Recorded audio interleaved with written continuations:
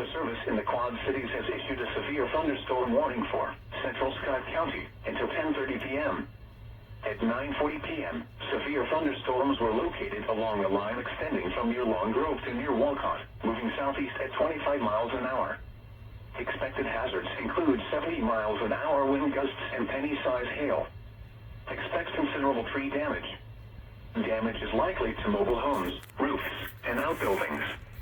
Locations impacted include Davenport, Bettendorf, Eldridge, LeClaire, Rapid City, Princeton, Long Grove, Riverdale, Donahue, Maysville, Panorama Park, Pleasant Valley, Parkview, Davenport Municipal Airport, and Plainview.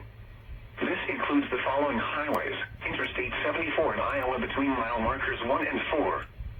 Interstate 80 in Iowa between mile markers 291 and 306. Take cover now.